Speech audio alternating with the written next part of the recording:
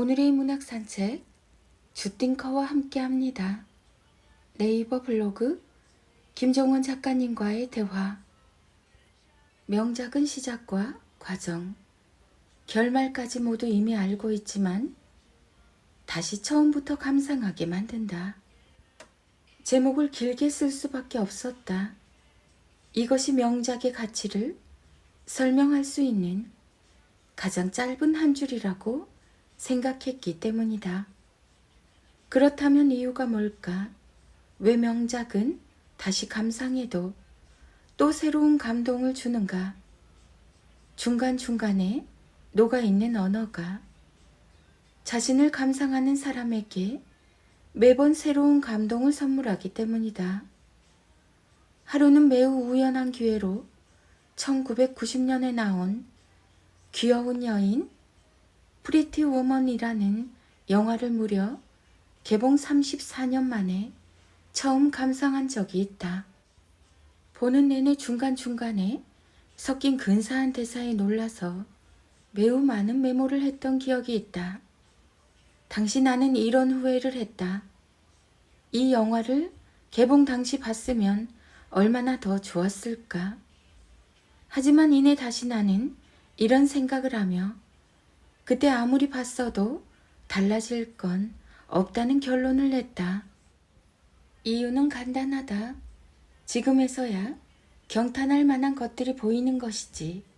그때의 내 수준으로는 그 대사가 어떤 의미를 담고 있는지 발견하지 못했을 가능성이 높기 때문이다. 이를테면 이런 것이다.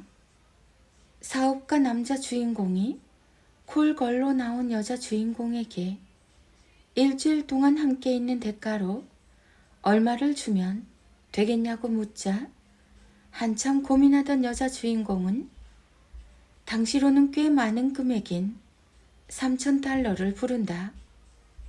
그러자 남자 주인공은 잠시 흥정을 하는 척하다가 그녀가 부른 금액을 주기로 결정한다. 모든 결정이 끝나고 여자가 남자에게 이렇게 고백한다.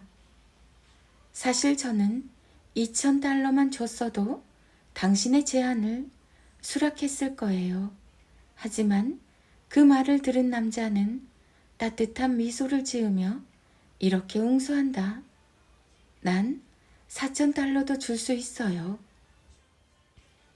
그 짧은 시간 동안 두 사람이 나눈 대사를 음미하며 참 많은 생각을 했다. 그저 사랑과 연인이라는 범주에서 벗어나 예술과 배려, 고독과 태도, 그리고 성장이라는 키워드가 나를 스쳤다. 뻔한 내용이었지만 조금도 뻔하지 않았다. 그 대사를 이 영화가 처음 나왔을 당시 들었다면 아마 특별한 영감을 느끼지 못했을 가능성이 높다. 그래서 명작은 오랫동안 남아서 그 사람이 가진 크기에 맞는 영감과 가르침을 준다. 우리 모두의 하루는 다 명작이다. 다만 모두 각자 가진 지성의 크기에 맞는 깨달음을 가져갈 뿐이다. 세상은 모든 것을 주지만 우리는 가질 수 있을 만큼만 갖게 된다. 그게 바로 더 큰 사람이 되어야 하는 이유다. 좋아하는 일을 하면 돈은 따라온다. 정말 섬세하게 관찰하고 유의해야 할 문장이다. 살면서 정말 자주 들었던 말이기도 하고 살면서 우리를 가장 힘들게 만든 말이기도 하다. 이유는 간단하다. 이 말을 제대로 이해할 수 없는 사람은 자신의 인생을 망칠 수도 있기 때문이다. 좋아하는 일을 하면 돈은 따라온다. 라는 말은 매우 무책임한 말이다. 사실과 조금 다른 말이라서 그렇다. 좋아하는 일을 하면서 평생을 가난하게 살고 있는 사람들이 실제로 꽤 많다. 물론 자청해서 그런 삶을 살고 있다면 별 상관이 없겠지만 좋아하는 일을 하면 돈은 따라온다는 말만 믿고 그렇게 살고 있다면 안타까운 일일 수밖에 없다.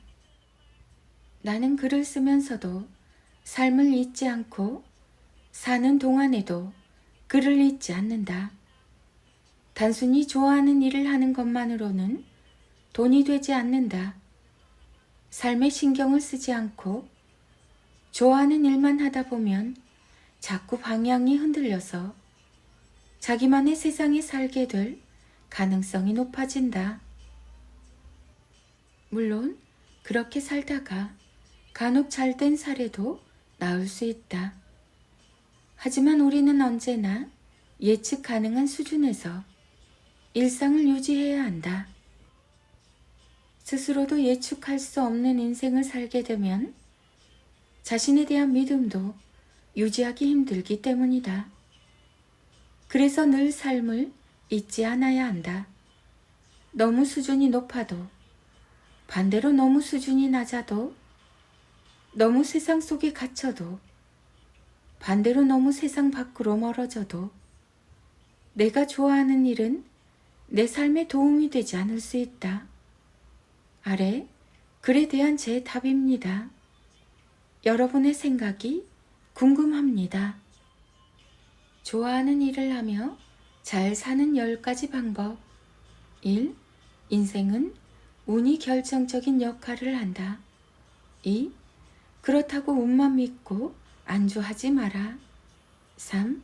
운을 초대하는 건 치열한 노력이다. 4. 타인을 원망하며 삶을 낭비하지 마라. 5. 내 삶은 내가 주도해야 한다. 6. 인생의 진로를 타인에게 묻지 마라. 7. 자주 경탄하고 많이 존경하라. 8. 늘 생계를 걱정하라. 9. 좋아하는 일을 한다고 돈을 버는 건 아니다. 10. 더 많은 사람이 너를 바라보게 하라. 근사하다는 말이 서로에게 좋은 이유. 늘 근사한 빵을 선물해 주셔서 감사합니다. 난 요청사항에 늘 이런 문구를 써서 보낸다. 그럼 대부분 이런 따스한 메시지가 날아온다. 살다 보면 힘들어서 혹은 바빠서 내 안에 있는 좋은 마음을 표현하지 못할 때가 있다. 그럴 때는 근사하다라는 말만 기억하면 된다. 근사하다는 말이 상대에게 근사한 기분을 선물하고 그 기분은 다시 또 내게로 이렇게 돌아오니까. 한 살이라도 어릴 때 들려주면 아이를 더 크게 만들 수 있는 말. 초등학교에 다니던 시절 할머니와 함께 집 근처 작은 산으로 자주 등산을 갔습니다. 하지만 전 중간에 늘 포기를 해야 했어요. 아무리 노력해도 힘이 들어서 더 올라갈 수 없었죠. 그날도 마찬가지였습니다. 정상까지 꼭 올라가고 싶은데 몸이 마음처럼 움직이지 않는 게 안타까웠던 전 할머니에게 이렇게 물었죠. 할머니, 저도 정상까지 가고 싶은데 어떻게 할 수 있을까요? 할머니는 인자한 미소를 지으며 이렇게 답했죠. 사랑하는 우리 종원아, 등산이 쉬운 일은 아닌데 여기까지 참 잘 올라왔어. 그 한마디를 저는 여전히 기억합니다. 당시 다른 사람들에게 물었었는데 답은 이런 것들이었죠. 네가 아직 어려서 그래. 더 힘을 내면 가능해. 운동을 열심히 해야지. 분명 맞는 말이었지만 힘은 나지 않았죠. 하지만 할머니의 한마디는 많이 달랐습니다. 할머니는 언제나 어떤 방법을 물어보면 이렇게 먼저 지금까지 참 잘했다 라는 표현을 먼저 하신 후에 다음 방법을 차근차근 설명해 주셨어요. 제가 노력한 과정을 먼저 바라봐 주시며 충분히 격려를 한 후 다음 방법에 대한 이야기를 들려주신 거죠. 할머니의 목적은 조언이나 충고가 아닌 진실한 격려였던 셈이죠. 받아쓰기에서 실수로 아깝게 한 개를 틀려서 아쉬워하고 있을 때도 할머니는 종은아, 9개나 맞은 거 축하해. 정말 잘했어. 그런데 조금만 더 침착하게 시험을 보면 나머지 하나도 맞을 수 있을 거야. 라며 격려를 해주셨죠.